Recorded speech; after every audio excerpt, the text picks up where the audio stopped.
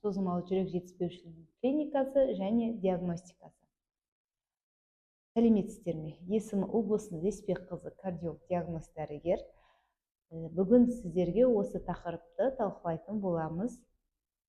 Алдыңғы видеоларда байқаған боларсыздар, созылмалы жүрек жетіспеушілігі тақырыбын бастап, созылмалы жүрек жетіспеушілігіне алып келетін негізгі дамытушы факторларды айтқан болатынмын. Видеоның ссылкасын тастап кетемін, сол жерден көрсеңіздер болады. Ал тақырыбымызды бастаймыз. Созылмалы жүрек жетіспеушілігі жүрек жетіспеушілігінің бұзылысының әсерінен болатын, оған тіндердегі қалыпты метаболизмді қамтамасыз ету үшін қан айналым деңгейін ұстап тұруға мүмкіндік бермейтін патологиялық жағдай болып есептеледі. Қанмен, яғни оттегімен толыққанды қамтамасыз ете алмаудың нәтижесінде ағзаның қажеттілігіне сәйкес келмеуі жүрек жеткіліксіздігінің пайда болуына алып келеді. Дүниежүзілік денсаулық сақтау ұйымының пайымдауынша 2050 жылға қарай планета халқының 8-ші бөлігі жүрек қан тамырлар ауруларынан зардап шегетін болады. Болашақта созылмалы жүрек жетіспеушілігінің таралуы пандемиялық сипатта ие болуы мүмкін. Созылмалы жүрек жетіспеушілігіндегі ең негізгі шағымдар ентігу және тез шаршау. Яғни 98%-ға дейін ентігуге шағымданса, 94%-ға дейінгі науқастар тез шаршауға шағымданады. Сонымен қатар жүректің жиі соғуы негізгі белгілері болып табылады. Ал перифериялық ісіну, жөтел, өкпе, ысқырықты сырылдар сияқты белгілер сирек кездеседі. Ерте кезеңде жүрек жетіспеушілігінің белгілері физикалық жұмыстан кейін жиі пайда болады. Ауру күшейген сайын симптомдар ұзаққа созыла береді. Созылмалы жүрек жетіспеушілігінің жетекші симптомдары ентігу, оның бірнеше клиникалық нұсқалары бар. Сол туралы айтып кетемін. Қысылу ентікпесі. Бастапқы кезеңдерде ол физикалық күш түскенде ғана пайда болады. Кейбір физикалық әрекеттер баспалдақтан көтерілу, жүгіру ауа жетіспеушілігін тудырады. Үдеген сайын шамалы жүктеме, тегіс жерде жүру, сөйлесу кезінде де пайда болады. Ортопноя жатқан қалпында қатты ентігу кезінде тыныс алуды жеңілдету үшін пациенттің мәжбүрлі отыру жағдайы. Пароксизмальды түнгі ентігу, жүрек демікпесі. Қатты ентігу және жөтелу әдетте түнде мазалайды. Тыныштықта ентігу, жүрек жеткіліксіздігі кезінде сол жақ қараншаның жерілуі сыни түрде төмендегенде дамиды. Жүрек жеткіліксіздігі кезінде әлсіздік және шаршау сияқты белгілердің пайда болу жиілігі 94%-ға жетеді. Жүректің бұлшықет жұмысын қажетті қан ағымы қамтамасыз ете алмауынан бұлшықет метаболизмі бұзылады. Жүрек жеткіліксіздігі веноздық арнаға қанның тоқтап қалуына әкеледі. Бұл бірінші кезекте аяқтың ісінуіне, сондай-ақ бауыр тамырларының толып кетуіне байланысты оң жақ қабырға асты ауырсынуына әкеледі.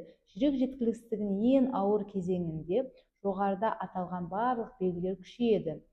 Цианоз және ентігу адамды тіпті толық тыныштықта да мазалайды.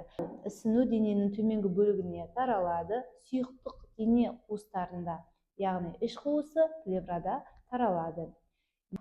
Емді неғұрлым ерте бастаса, науқастың болжамдары соғұрлым жақсы болады. Сондықтан созылмалы жүрек жетіспеушілігі бар әр науқас дәрі-дәрмекті үнемі қабылдап, дәрігердің барлық ұсыныстарын орындау тиіс. Дәрі-дәрмекпен емдеу өмір сүру сапасын сақтап қана қоймай, сонымен қатар созылмалы жүрек жетіспеушілігінің дамуын тоқтатады. Сонымен қатар көптеген зерттеулерге сәйкес өмірді ұзартады. Созылмалы жүрек жетіспеушілігі диагностикасында негізгі клиникалық белгілерімен қатар созылмалы жүрек жетіспеушілігіне негізгі белгілерді атап айтып кеттім. Енді объективті белгілерді атап айтамыз, яғни ол инструментальды және лабораториялық көрсеткіштер арқылы диагностикалау белгілері.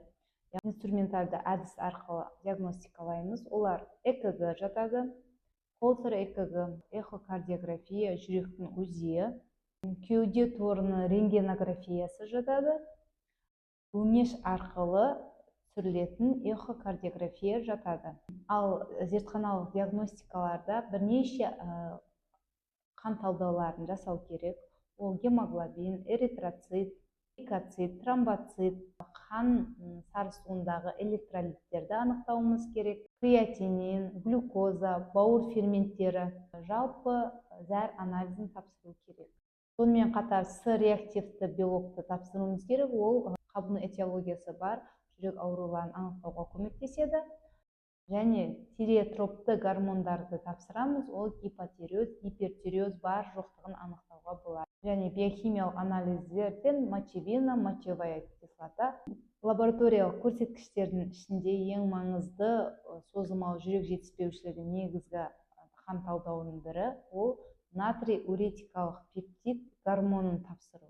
Бұл қан талдау созылмалы жүрек жетіспеушілігінде диагностикалауды аса маңызды талдау болып есептеледі. Сондықтан осы талдауға жіберіп, созылмалы жүрек жетіспеушілігі дамығанын нақты анықтауға болады. Алдағы видеоларда осы анализ туралы толыққанды видео салатын боламын. Сондықтан менің каналыма тіркелуді ұмытпаңыздар. Лайк басыңыздар, комментарийға сұрақтарыңызды қойыңыздар. Бүгінгі видеом сіздерге пайдалы болды деген үміттемін. Келесі видеода созылмалы жүрек жетіспеушілігін қандай дәрі-дәрмектермен, препараттармен емделу туралы видео салатын боламын. Сондықтан менің каналыма тіркеліп алыңыздар. Келесі видеода жолыққанша аман есен болыңыздар.